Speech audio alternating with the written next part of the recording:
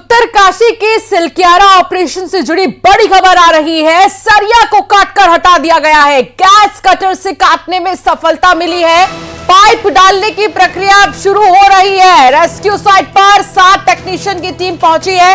Helicopter से technician की team पहुंची है और सरिया को काट दिया गया है। देखिए, बड़ी बात आपको बता रहे हैं क्योंकि लगातार ये ऑपरेशन जारी है। लगातार कई दिन हो चुके हैं और अभी भी ये ऑपरेशन खत्म नहीं हुआ है। लेकिन आज खुशखबरी आ सकती है। उत्तरकाशी टनल में लगातार 41 मजदूरों को बाहर निकालने के लिए मेहनत हो रही है।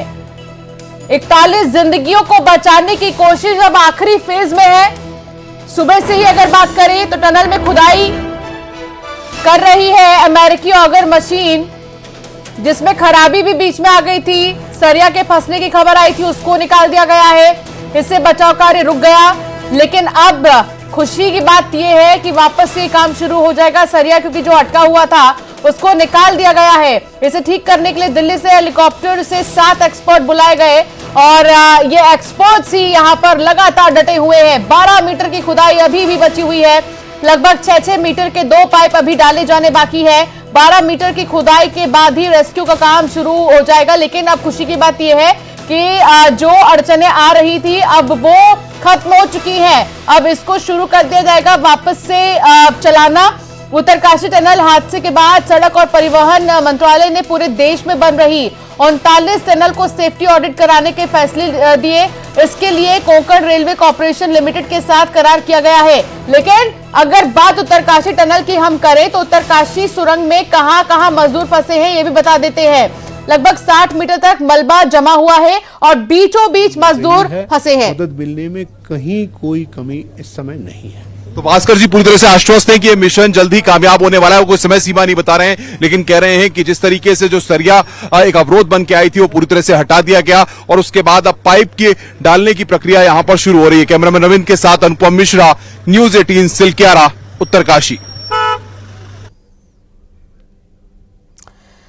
तो बात करें अगर इस ऑपरेशन की तो लगातार जारी है। 21 नवंबर की हम बात करें अब तक क्या हुआ है तो वो सबसे पहले आपको बता देते। लेकिन शुरू कब से हुआ ये जानना भी बेहद जरूरी है। 12 नवंबर सुबह 4 बजे टनल धंसी थी। सिलक्यारा टनल हादसे में 12 नवंबर की सुबह 4 बजे यहां पर लैंडस्लाइड की वजह से टनल की एंट्री पॉइंट से 200 मीटर अंदर 60 मीटर तक मिट्टी धंसी। इसमें 41 मजदूर अंदर फंस गए।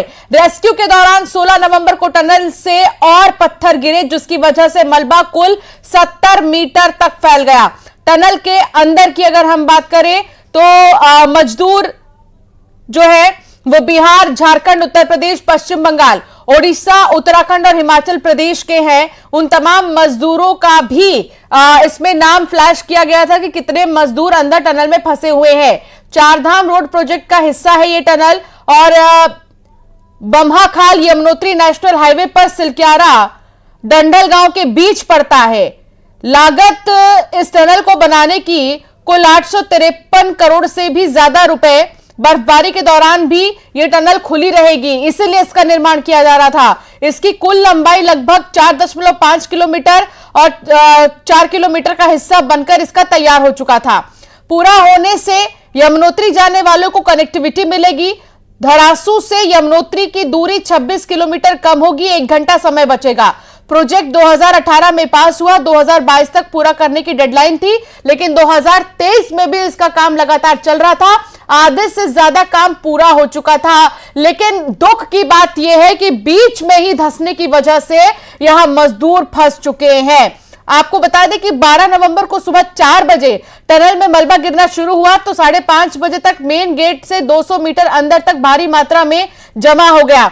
13 नवंबर को शाम तक टनल के अंदर से ही 25 मीटर तक मिट्टी के अंदर पाइपलाइन डाली जाने लगी। दोबारा मलबा आने से 20 मीटर बाद ही काम रोकना पड़ा। काम रुक गया था 13 नवंबर को। 14 नवंबर की बात करें तो टनल में लगातार मिट्टी धंसने से नॉर्वे और थाईलैंड के एक्सपर्ट से सलाह ली गई। 15 नवंबर रेस्क्यू ऑपरेशन के तहत कुछ देर तक ड्रिल करने के बाद ऑगर मशीन के कुछ पार्ट्स खराब हो गए।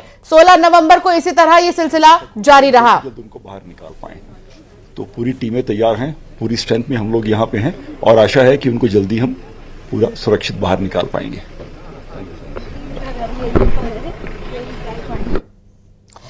तो देखिए 16 नवंबर तक आपको हमने बताया कि क्या कुछ हुआ। हालांकि 16 नवंबर को 200 हॉर्स पावर वाली heavy American drilling machine auger का इंस्टॉलेशन पूरा हुआ और 8 बजे से रेस्क्यू ऑपरेशन दोबारा शुरू हुआ। 17 नवंबर सुबह 2 मजदूरों की तबीयत बिगड़ी, उन्हें दवा दी गई। दोपहर 12 बजे हैवी ऑगर मशीन के रास्ते में पत्थर आने से ड्रिलिंग रुक गई। 18 नवंबर दिन भर ड्रिलिंग का काम रुका रहा। खाने की कमी से फंसे मजदूरों ने कामजोरी की शिकायत की। पीएमओ के सलाहकार भास्कर खुलवे, जिनको आप थोड़ी देर पहले सुन भी रहे थे, और डिप्टी सेक्रेटरी मंगेश भी उत्तरकाशी पहुंचे। 5 जगहों से ड्रिलिंग की योजना बनाई गई। 19 नवंबर को सुबह केंद्रीय मंत्री नितिन गडकरी और उत्तराखंड के मुख्यमंत्री पुष्कर सिंह धामी उत्तरकाशी पहुंचे। रेस्क्यू ऑपरेशन का उन्होंने जायजा लिया। फंसे लोगों के परिजनों को आश्वासन दिया कि किसी भी तरह इन्हें बाहर निकाल कर ही रहेंगे। 20 नवंबर international tunnelling expert Arnold Dix ने उत्तरकाशी पहुंचकर सर्वे किया और वर्टिकल ड्रिलिंग के लिए 2 स्पॉट फाइनल किए। 21 नवंबर एंडोस्कोपी के जरिए कैमरा अंदर भेजा गया और फंसे हुए मजदूरों की तस्वीर पहली बार सामने आई और एक्सक्लूसिवली न्यूज 18 मध्य प्रदेश छत्तीसगढ़ पर हमने आपको दिखाया भी। 22 नवंबर को भी यह सिलसिला जारी रहा और आज 23 नवंबर उम्मीदें बहुत ज्यादा हैं कि आज खुशखबरी मिलेगी ही। यहां एक छोटे से ब्रेक के लिए रुकेंगे, खबरों का सिलसिला लगातार जारी रहेगा।